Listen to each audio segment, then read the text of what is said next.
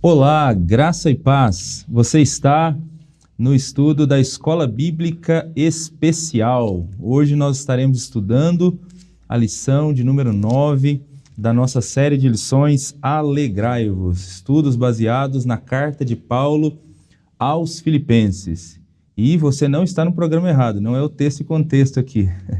Nós estamos aqui hoje participando de maneira excepcional da lição bíblica, conduzindo aqui o estudo de hoje. Vocês têm acostumado a ver aqui o pastor Júnior Mendes, mas por conta de alguns compromissos, nós estamos numa semana de bastante atividade aqui no Espaço Promessa, em Cosmópolis. Está acontecendo nesse exato momento a Junta Geral Deliberativa da nossa denominação. Então nós estamos aqui hoje para participar junto com vocês, substituindo o pastor Júnior nesse estudo. E nós vamos estudar, então, a lição de número 9, que tem como título Não Confiamos na Carne. Não confiamos na carne. Nós temos seguido, parágrafo por parágrafo, a carta de Paulo aos Filipenses, e hoje nós chegamos no capítulo 3 e os versículos que estarão sob nosso foco no estudo de hoje são os 11 primeiros versículos do capítulo 3. Nesse trecho, nós vamos meditar um pouco sobre esse tema que acabamos de anunciar, não confiamos na carne. Então, até para um proveito melhor do seu estudo, dependendo das suas condições, de como você está acompanhando essa escola bíblica especial, nós sugerimos que você tome a sua lição em mãos, tome a sua Bíblia em mãos, para a gente poder conversar a respeito desse tema, à luz do que Filipenses 3, versículos do 1 ao 11, nos apresenta. O objetivo dessa lição de hoje é refletir sobre como o viver confiando na carne pode ser prejudicial à vida do cristão e encorajá-lo a viver ancorado nos méritos do Senhor Jesus Cristo. Daí o texto base, Filipenses capítulo 3, versículo 3, que diz: porque nós é que somos a circuncisão, nós que adoramos a Deus no Espírito e nos gloriamos em Cristo Jesus e não na carne. Então, nesse estudo de hoje, com base nesse texto, nesse tema, que é o tema principal desse trecho, a proposta é a gente refletir um pouco sobre esse que é um dos grandes perigos que todo cristão corre. Esse é um dos grandes perigos da espiritualidade, para uma espiritualidade saudável: confiar nos seus próprios méritos, confiar na sua própria carne e não nas obras do Senhor Jesus Cristo.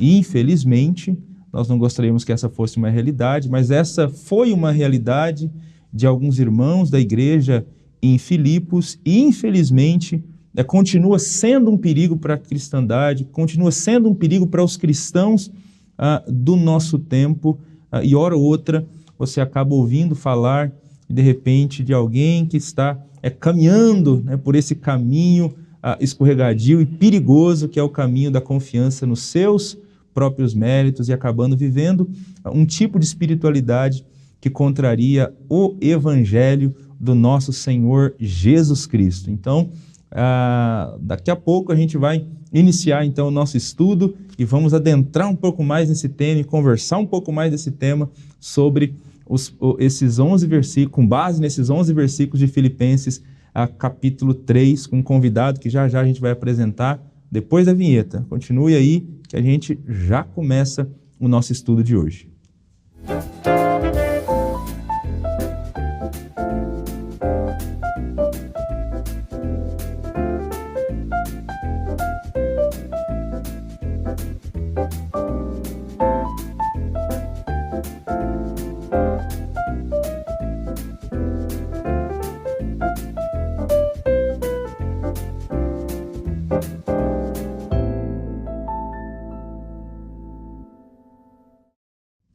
Muito bem, vamos então para o nosso estudo de hoje e nós, nesse momento, vamos apresentar o nosso convidado. Nós temos a alegria de receber conosco aqui no estúdio da TV Viva Promessa, o pastor Silvio Gonçalves. Pastor Silvio Gonçalves, superintendente da Convenção Paranaense, pastor lá da nossa igreja em Londrina, IAP Londrina, colaborador das lições bíblicas, com a escrita das lições bíblicas. Pastor Silvio, seja muito bem-vindo, muito bom ter o senhor por aqui para a gente poder conversar um pouquinho sobre esse tema. Paz de Cristo, pastor Aleilton, prazer estar aqui com vocês, retornar a esse programa, estar com você hoje, e a gente poder estudar a palavra de Deus, né, tão rica e maravilhosa. Para você de casa, um grande abraço, um abraço para os meus irmãos lá em Londrina, na Convenção Paranaense, e de todas as partes do Brasil, fora do Brasil. Eu espero que o nosso estudo seja muito edificante. Você disse que é um grande perigo a confiança na carne, né, que é o tema de hoje, e eu concordo absolutamente contigo que é um perigo, sim, para todo cristão, e o estudo de hoje é muito pertinente para nós. É isso aí. Realmente, esse tipo de espiritualidade, onde alguém confia nos seus próprios méritos, pode trazer inúmeros prejuízos para a caminhada cristã, né? Parece que é algo diretamente oposto àquela que é a proposta do Evangelho. É nesse caminho que parece que esse trecho, nesses 11 primeiros versículos aqui, parece que é nesse caminho que Paulo aponta, né, o ensino. Exato. E sobretudo eu acho que é um perigo, porque normalmente quando a gente fala da carne, na experiência da fé, a gente pensa naqueles pecados morais. A gente pensa como coisas como prostituição, como a violência, furto, né? Mas aqui o Paulo não está falando necessariamente desse tipo de pecado, né? Desse tipo de confiança. Ele está falando mais de pecados de uma natureza mais interior, talvez muito relacionados ao arrogância, ao ego, né?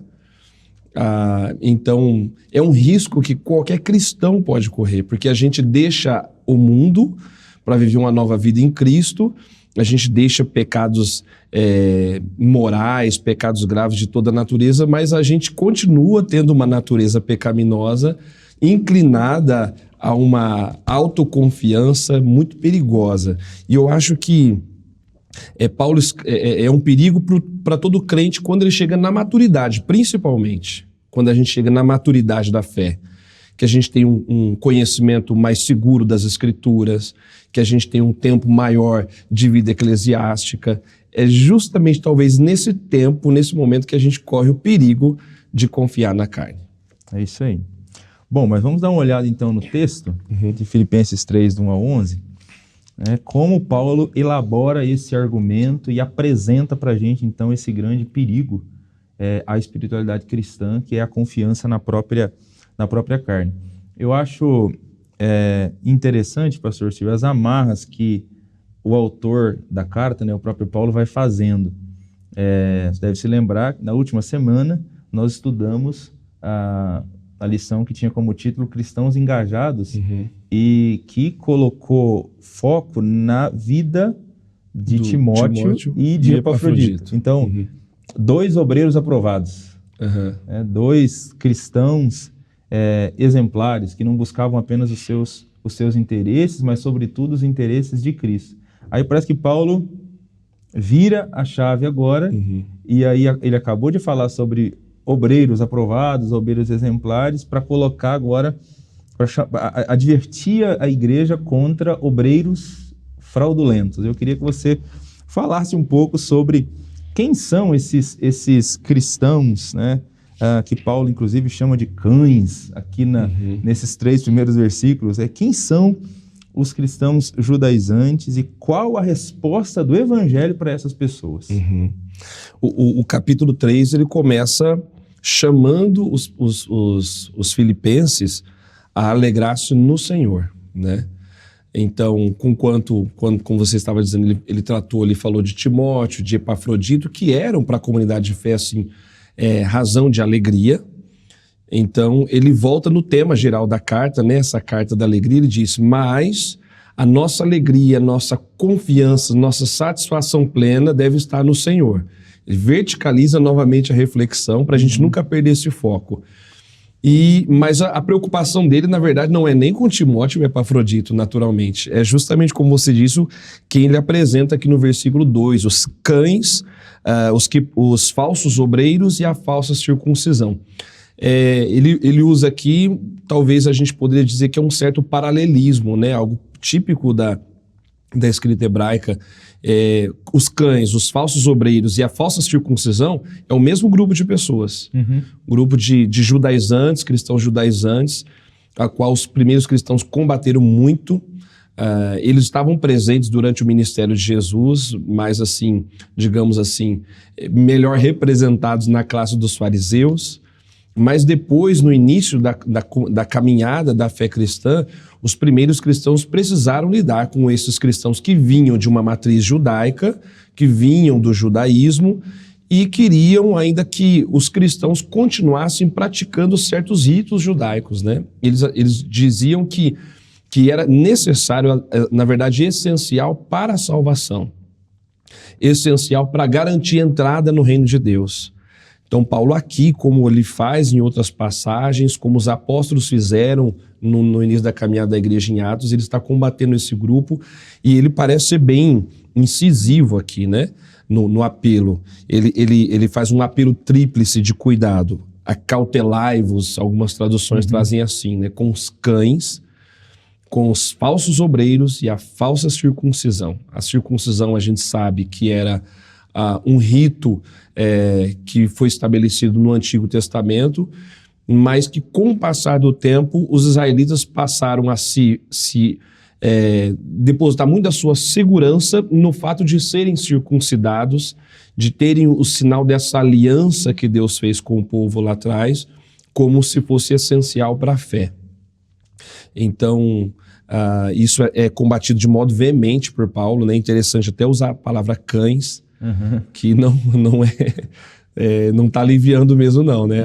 A ideia é confrontar diretamente esses falsos obreiros que estavam no meio da comunidade cristã, né? E não eram pessoas necessariamente que estavam fora, eles estavam ali circulando nos corredores da igreja em Filipos. A impressão que a gente tem, olhando para o Novo Testamento, é que os judaizantes foram um dos principais opositores assim, à fé cristã nesse início, né? Eles são cristãos, eles professam Jesus como Senhor, mas eles não conseguem se desvencilhar dessa herança judaica, de depositar a confiança deles nessa herança judaica. Até o primeiro concílio da igreja, primeira Assembleia Geral da Igreja, em Atos 15, foi para tratar desse tema, né? Exato. Porque assim, esse pessoal deu muito trabalho para Paulo na Galácia. Assim, ele pregou o evangelho e eles foram despregando o que Paulo ia ensinando. Agora nós estamos aqui no ano 62. Né? Nós estamos aqui quase 12 anos depois daquele concílio que teve lá na cidade de Jerusalém para tratar desse tema. Então, assim, a matéria já deliberada pela igreja. E esse pessoal continua insistindo nos mesmos temas, né? Talvez por isso Paulo foi um pouco mais incisivo, chamando, inclusive, de cães. Os falsos os cães falsos obreiros, né? E por chamá-los de falsos obreiros, ele está sugerindo mesmo que eram falsos ministros do evangelho, né? Eles estavam dentro da comunidade de fé querendo resgatar ou se prender a esses valores antigos. Ou seja, não tinham entendido plenamente o que é o Evangelho de Jesus Cristo, né? Exatamente. Se tivessem entendido, confiariam nos méritos de Cristo, né? Exato. E como você mencionou aí, o concílio lá em Assembleia Geral lá em Jerusalém, em Atos capítulo 15, eles lavram um documento, né? Uma carta para comunicar aos cristãos de várias partes das igrejas, de que, entre outras coisas, a circuncisão era algo que não atestava a nossa identidade cristã, né? Que não era essencial à fé. É isso aí. Eu acho que até o versículo 3 aqui dessa primeira parte deixa isso muito claro, né? Porque nós é que somos a circuncisão, nós os que servimos a Deus em espírito e nos orgulhamos em Cristo e não confiamos na carne. Parece que é exatamente o que os falsos obreiros estão fazendo. Eles confiam mais na carne, confiam mais nos seus títulos, né, do que Uhum. em Jesus, né, Exato. nessa herança, né, nesse tesouro que eles têm agora por terem confiado em Cristo Jesus. Né? Exato. E isso fere a essência do evangelho, né? A lição também traz o texto de Gálatas 6:5, que Paulo diz: a circuncisão ou a incircuncisão, isso aí não é nada. O fundamental é ser uma nova criatura, uma nova criação, é nascer de novo, né? É isso. É a regeneração, é isso que é fundamental à fé. Não é o fato de ter sido ou não circuncidado que vai garantir a segurança da vida eterna ao crente. Então, a boa nova do evangelho, ela necessariamente rompe especialmente com a circuncisão, ou pelo menos com o pressuposto da circuncisão como essencial à salvação, né? Porque justamente seria salvação pelas obras, né? Isso, exatamente. E é interessante que na sequência aqui do texto, né, já partindo aqui para os versículos 4 até o versículo 6, Paulo fala sobre algumas credenciais dele. É como se ele estivesse apresentando aqui o currículo dele. Né? Então, parece que ele quer mostrar que, assim, se tem alguém que pode se gloriar, né, por conta de currículo, né, esse alguém sou eu, né? Então, e assim, eu não estou fazendo isso e vocês ensinam a igreja a fazer isso. De fato, Paulo tinha razões para confiar no seu currículo, né? Comenta um pouco para a gente esse currículo dele próprio que ele apresentou aí nesse texto. Paulo tinha todas as razões, né? Porque ele tinha realmente um currículo para a época invejável, e não é problema nenhum falar o seu currículo, né? Não é problema nenhum que as pessoas saibam a formação, as graduações que alguém possua, não é problema algum. E ele narra aqui né, o currículo dele. Eu vou ler aqui o trecho. Ok. E ele diz, olha, eu podia ter razões para ter tal confiança, isso é, a confiança na carne, né?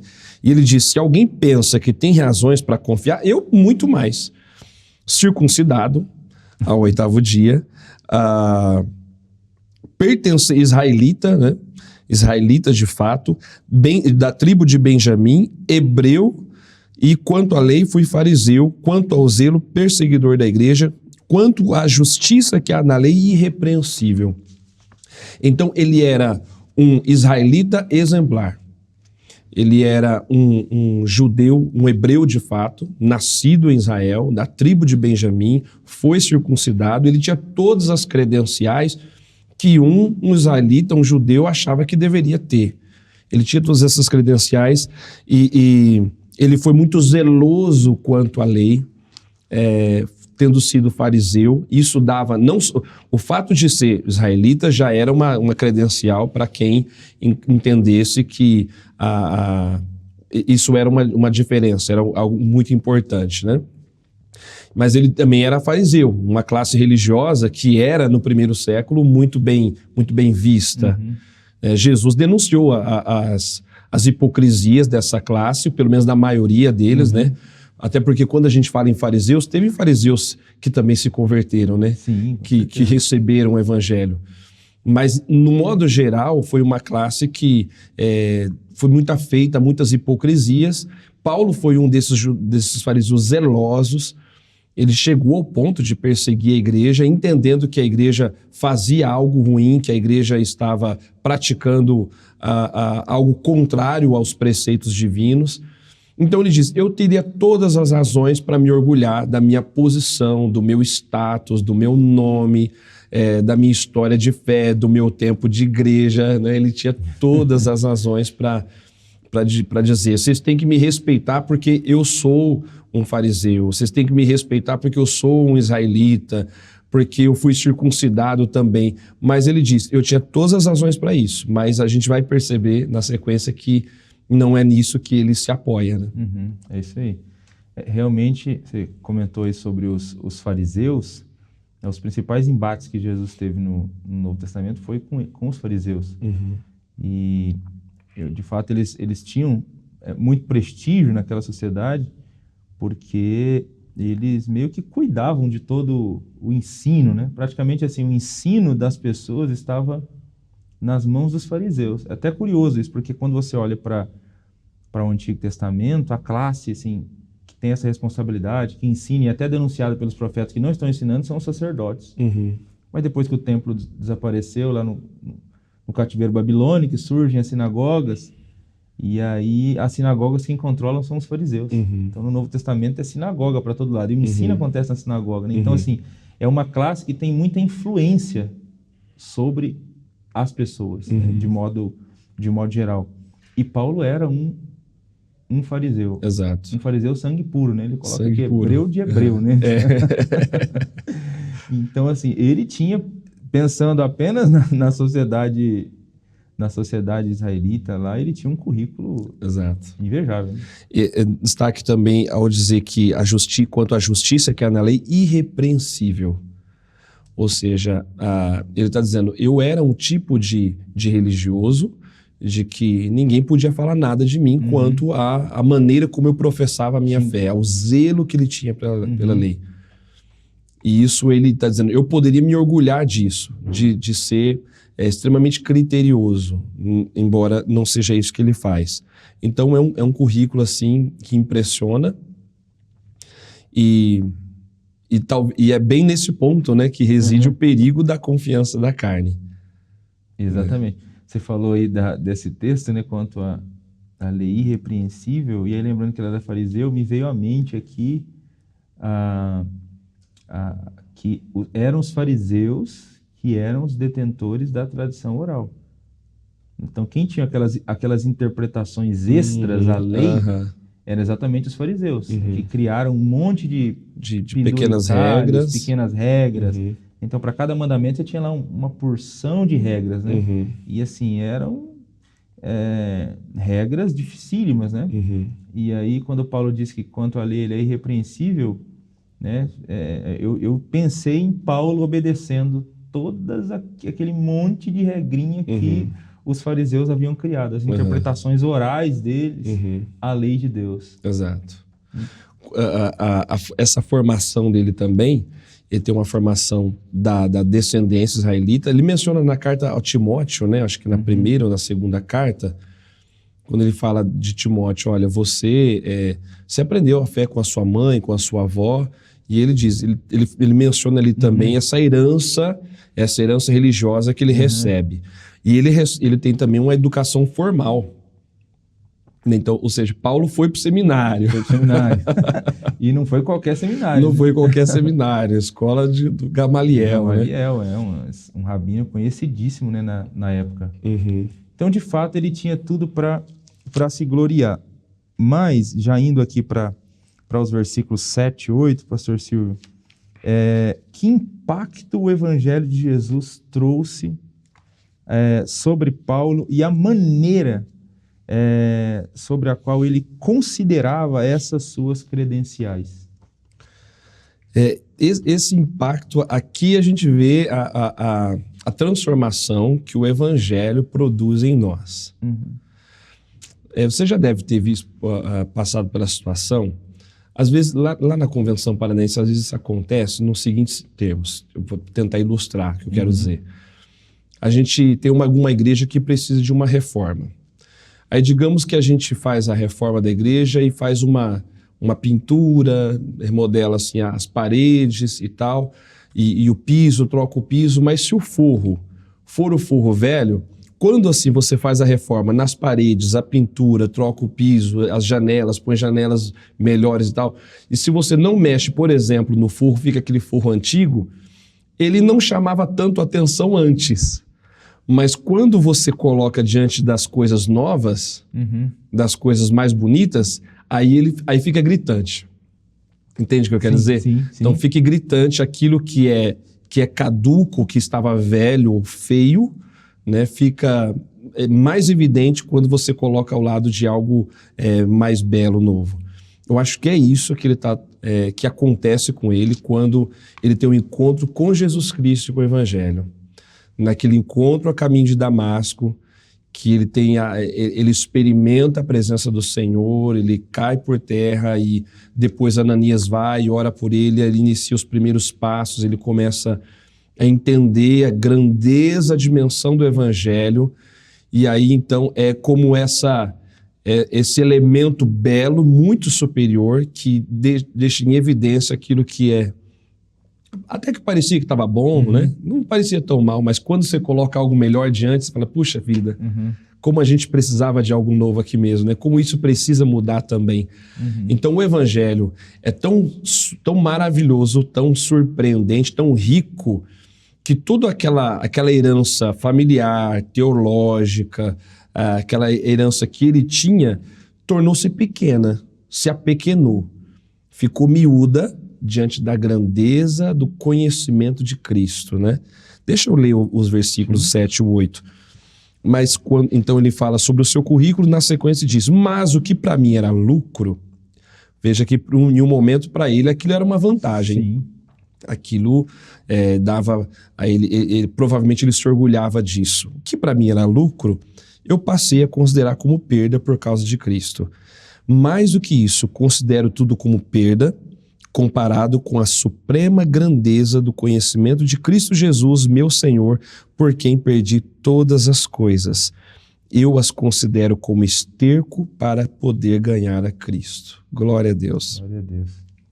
Então ele está diante de algo muito sublime, de uma obra graciosa, generosa, transformadora, não é apenas estética. Então ele tinha currículos que ele poderia colocar na parede, mas agora ele encontra algo que muda o coração dele, muda o seu interior, muda a sua consciência. E ele diz, aquilo para mim foi perda de tempo. Ele diz, isso aqui, tudo aquilo que eu tinha, agora eu considero como esterco. Algumas traduções trazem refúgio. O original pode também ser entendido como lixo. Não que essas coisas não sejam importantes, porque elas têm o seu valor, e Paulo naturalmente não nega isso, né? Mas é que diante da supremacia, da beleza do conhecimento de Cristo, né? Veja o que ele diz, comparado com a suprema grandeza do conhecimento de Jesus, aquilo tudo é muito pequeno, né? Então o evangelho faz a gente valorizar o que de fato Deus valoriza, né? O evangelho nos coloca diante de Deus, não só diante de um conjunto de ideias, de novos conceitos. Ele coloca a gente diante de Jesus Cristo.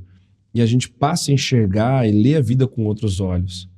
A gente que de repente pensa que é muito importante por ter um nome, por ter uma fama, por ter um status, a gente vê assim, olha, tudo isso é importante, mas quando você compara com Cristo, com a glória, com a graça, fala, puxa, isso não é nada. Estar em Cristo é muito melhor. Conhecer a Jesus é muito melhor. Então, o Evangelho, ele mostra pra gente o que de fato tem valor na vida, o que de fato é significativo na vida, o que a gente não pode perder de vista, né? É isso aí. É extraordinário esse trecho, né, de Filipenses e essa fala do apóstolo Paulo. Acho que vale a pena ressaltar, né, uma questão que você coloca. Talvez a gente tenha irmãos que estão nos ouvindo aqui que tenham feito uma graduação, 2 graduações, seja especialista nisso ou naquilo, né? Graças Mestre, a Deus por isso. doutor.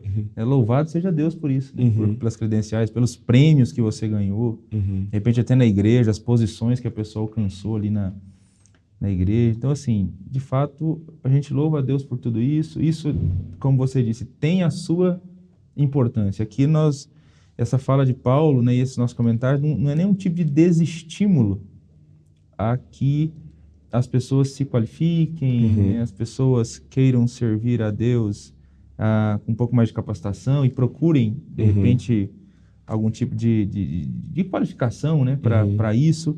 Mas, assim, em relação à salvação, em relação àquilo que nos faz ser aceitos por Deus, né? Então, isso aqui, todas essas nossas qualificações aqui, né, não são não valem de nada. É.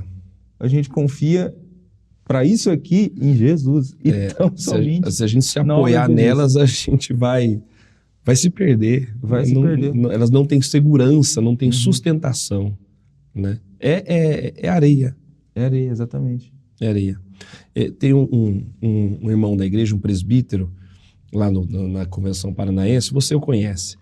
Ele tem formação acadêmica, foi professor universitário, ele já se aposentou, tem o título de doutor, chegou a esse ponto, né, da formação acadêmica, de ter um doutorado, mas é uma pessoa muito humilde. Sim. Você sabe de que eu estou falando, uma pessoa muito querida, muito simples, muito humilde. E um dia ele falou uma coisa para mim, a gente estava falando sobre a fé, conversando e tal, e ele disse, olha, eu coloquei uma coisa no meu coração, eu quero ir para o céu. Eu quero ir para o céu, eu quero, no último dia, na volta de Jesus, eu quero estar com ele. Eu achei muito legal isso, né, da sinceridade, da simplicidade, da maneira como ele fala, porque é uma pessoa que realmente assim, não tenta se colocar diante dos outros a partir dos seus títulos, da sua formação, mas assim, ele entendeu, eu quero seguir a Jesus, eu quero estar com Jesus, não quero que nada me atrapalhe disso.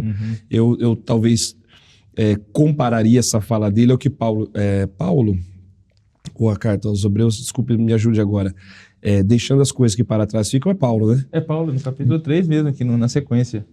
Pronto. A lição da outra semana. Pronto, na próxima semana não perca. Deixando as coisas que para trás ficam, prossigo para o alvo. Né?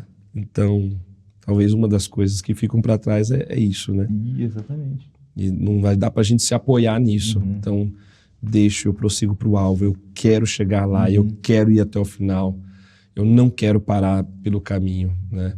Mas se ele talvez tivesse apoiado na sua formação, se ele tivesse chegado entre os apóstolos, os cristãos,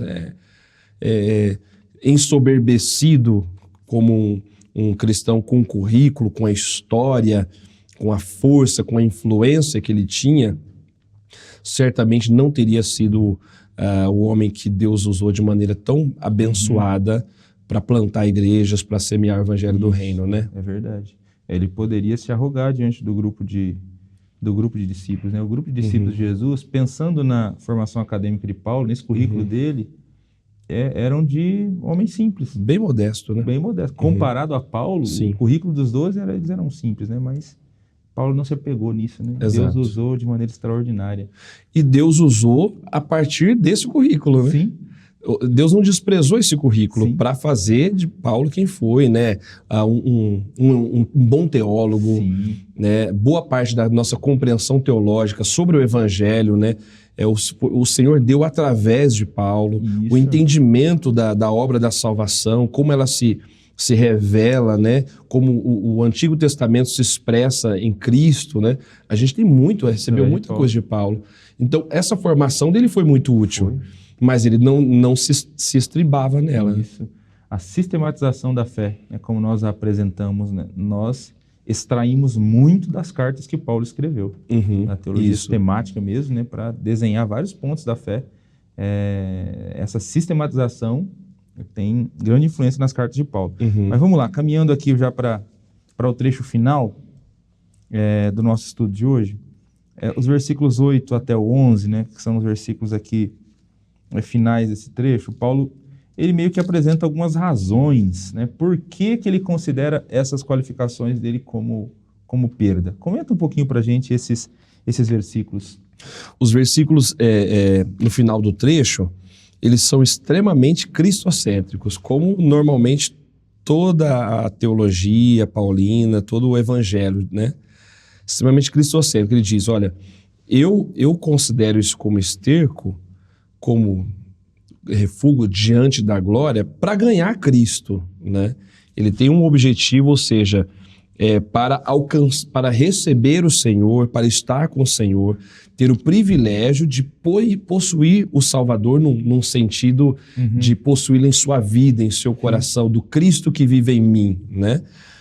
E ele diz, para ganhar a Cristo, para ser achado nele. Interessante essa expressão, né? ser achado nele, como se pudesse ser encontrado dentro de Jesus, pudesse ser trazido para dentro de Cristo, né? É uma expressão que dá essa clareza do nível de profundidade desse relacionamento. Então, volto a dizer, não é apenas eu deixo renuncio os meus conceitos teóricos, a minha antiga teoria por uma nova teoria. Não é uma troca de teologia, é uma mudança de relacionamento. Então ele tinha uma teologia que não estava baseada no Filho de Deus. E agora tudo que ele aprendeu, ele começa a entender que ele de algum modo tem que ser encontrado, tem que conduzi-lo para Cristo. Tem que direcioná-lo para Cristo. Ele disse, então eu deixo tudo isso para poder me encontrar em Cristo. Se eu não for achado em Cristo, se isso não me aproximar de Jesus Cristo, nada mais faz sentido, nada me é útil mais. A lição aqui apresenta, então, a primeira razão para ganhar a Cristo, a segunda para ser achado nele, a terceira para conhecer a Jesus. Então, é uma experiência de conhecimento, né? O profeta Oséias, quem disse, né? Conheçamos e prossigamos em conhecer o Senhor. Não é só sobre estudar sobre o Senhor, é viver com o Senhor. O nosso conhecimento, o nosso aprendizado nos conduz a um relacionamento de fé, de aprendizado com Jesus Cristo, o Filho de Deus. Esse conhecimento de Jesus nos faz também participantes de sua obra redentora. Em quarto lugar, Paulo considerou tudo como perda para se conformar com Jesus em sua morte. Então não se trata apenas de ter uma vida maravilhosa com Jesus, mas estar disposto a morrer com Jesus e como ele morreu, se for necessário. Né? Conformar-se a ele em sua morte, tornar-se participante dos benefícios santificadores da sua morte. Ou seja, eu morro com Cristo, ao morrer com Cristo, né, como ele disse aos Gálatas, né, eu já estou crucificado com Cristo, eu morro nele. Ou seja, os benefícios da morte redentora são aplicados em nós, né? A imputação da justiça de Cristo, ela também é concedida a nós quando nós também, nessa experiência de fé, morremos em Cristo e com Cristo. Paulo está dizendo isso. Eu quero ganhar a Cristo, eu quero ser achado nele, eu quero conhecê-lo, eu quero ser participante da sua morte, dos benefícios de sua morte. E em quinto lugar, o texto vai dizer que ele quer também alcançar a ressurreição dos mortos. Então perceba como todos os motivos são cristocêntricos. Não se trata de ganhar um posto de liderança, uma posição de liderança na igreja. Aí ele deixou tudo aquilo porque ele vai ser influente na igreja. Aí eu deixo tudo aquilo porque eu vou ter um destaque a mais especial na sociedade. Não se trata nada disso. Se trata de estar em Cristo. E alcançar a ressurreição dos mortos é um privilégio daquele que crê em Cristo. Né? Ele é a ressurreição e a vida. Então essa é a expectativa de Paulo, de ganhar a Cristo, ser achado nele, de ser carregado, trazido para dentro dele, de experimentá-lo, de conhecê-lo, de andar com ele, de morrer nele, por ele, para ele e também ressuscitar no último dia nele.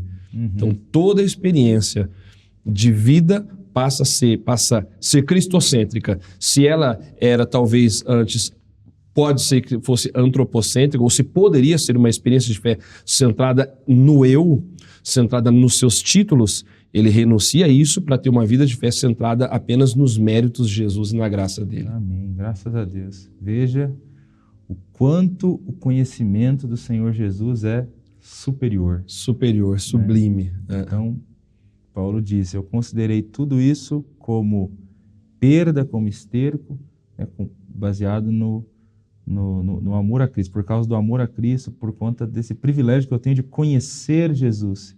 E aí ele apresenta todas as razões, né? Pelo menos essas 5 que foram elencadas aqui. Então, é isso, irmãos e irmãs que nos acompanham, né? Que estudaram conosco esses 11 primeiros versículos de Filipenses, capítulo 3. Nós temos aqui agora, na parte final da nossa lição bíblica, né, com base nesse ensino que foi apresentado, duas lições que a lição bíblica nos traz, né? Diante de Filipenses 3, 1 a 11, as duas aplicações são: para quem confia na carne, o prejuízo é certo. E para quem confia em Cristo, o ganho é é garantido. Né? Amém. Então, confiar na carne é prejuízo. Confiar em Cristo é bênção. É bênção. Significa ser abençoado por Deus. Essa linguagem, ela dialoga um pouco com conceitos da contabilidade, né? Lucro, prejuízo, né?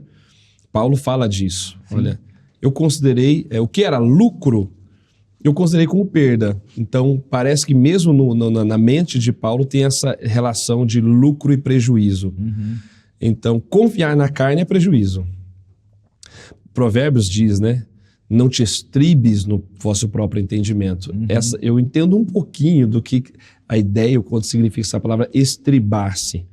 Porque o estribo é aquele instrumento de apoio que o cavaleiro usa ao montar no cavalo. Né? O meu pai sempre trabalhou com animais, com cavalo e tal, então eu sempre vi muito, esse objeto tinha muito em casa. Então a sela tem ali o estribo, onde o cavaleiro coloca os pés e é um equilíbrio para ele, é um auxílio para ele manter-se equilibrado e firme sobre o animal. Então, o cristão, o servo de Deus, não deve se apoiar no seu próprio entendimento, né? Nas suas próprias forças. Isso pode ser um grande prejuízo. A Bíblia vai mostrando que todos os que fizeram isso não acabaram bem, né? Servos de Deus, homens e mulheres que tiveram tudo para ter, de repente, uma vida assim, muito, muito abençoada, se apoiaram no seu próprio entendimento e muitos não terminaram bem. Mas, ao contrário, confiar em Cristo é sempre um ganho. A gente descansar nele, ter a certeza do cuidado dele, da proteção dele para nós, de que nós somos participantes dos méritos dele na cruz. Nós somos beneficiados com a ressurreição. Nós temos esperança. Por que os cristãos vão ressuscitar no último dia? Porque Cristo ressuscitou. Isso. Né? Ele é a primícia dos que dormem. Então, essa confiança deve nos dar ânimo e força para prosseguir. É muito bom a gente ter uma formação, você mesmo disse, a gente ter uma boa formação intelectual, ir para a faculdade, fazer os nossos estudos, chegar a um doutorado, mestrado e assim por diante. É ótimo, isso fará bem a fé, mas a gente sempre tem que se lembrar que tudo isso, diante da glória de Jesus, é uma coisa pequena, ela tem uma utilidade, mas a gente se apoia em Cristo, Ele é a nossa base sólida. É isso aí. Aquele que glorie-se no Senhor. Aleluia, aleluia, amém. Pastor Silvio, muito obrigado por essa ajuda, né, por esse tempo junto aqui conversando sobre a palavra de Deus. De fato, é sempre extraordinário e muito bom conversar sobre o Evangelho. É bom demais e um prazer estar aqui com você e com os irmãos em casa também. Amém. Queria pedir que você fizesse uma oração para aqueles que nos acompanharam até aqui, para a gente concluir esse nosso estudo. Vamos orar. Querido Senhor, Salvador nosso, Rei nosso, muito obrigado. O nosso estudo de hoje foi muito bom. Nós fomos enriquecidos por Tuas santas palavras. Amém. Agradecemos ao Senhor por ter dado ao Teu servo Paulo tanta clareza com relação à beleza e à grandeza do Evangelho, e nós somos abençoados estudando essas palavras. E o que nós pedimos para o Senhor hoje é que todos nós depositemos a nossa confiança no Senhor Jesus Cristo e não nos nossos méritos. Senhor Jesus, não deixe a gente se apoiar no nosso nome, na nossa fama, amém, no nosso tempo de igreja, na nossa influência pessoal, que a gente não se ache melhor do que outras pessoas, porque estamos há mais tempo do que outros na igreja local, porque temos mais ou menos recursos. Não, Jesus, por favor, que o nosso coração esteja inclinado ao Senhor e à Tua graça, que a gente tenha nossa confiança no Teu amor, nos Teus méritos, que todos os nossos valores, as coisas que nós alcançamos no decorrer da vida, estejam nas tuas mãos e não nas nossas. Amém. Estejam sob os teus cuidados e não sob os nossos cuidados. E aí o Senhor faz o que o Senhor quiser da nossa vida. Nós só queremos glorificar o teu nome, queremos viver do jeito que o Senhor espera, queremos ser uma boa igreja, uma boa comunidade de fé, bons cristãos. Não deixa, Jesus, a gente ser uma igreja ou cristãos arrogantes, orgulhosos, soberbos, não. Nós queremos que a humildade que houve no Senhor, que haja também em nós e que a sublimidade do conhecimento de Cristo seja a nossa maior riqueza. Abençoe a todos nós pedimos, para a tua glória no poder do Espírito Santo. Amém. Amém. Amém. Amém. Graças a Deus. Amém. Amém. Você que nos acompanhou até aqui, estamos chegando ao final dessa nossa Escola Bíblica Especial. Diante de tudo que nós estudamos hoje, continuemos sempre confiando em Jesus Cristo, o nosso Senhor e Salvador. Até a próxima semana, onde nós estaremos estudando sobre para vencer o comodismo. Vamos continuar um pouco mais no capítulo 3 de Filipenses. Deus abençoe a sua vida, tenham ótimos estudos no próximo sábado em sua igreja local, né, quando vocês vão poder compartilhar também ali na comunidade local sobre esse conteúdo, que Deus possa abençoar e usar cada professor da escola bíblica. Deus abençoe. Amém.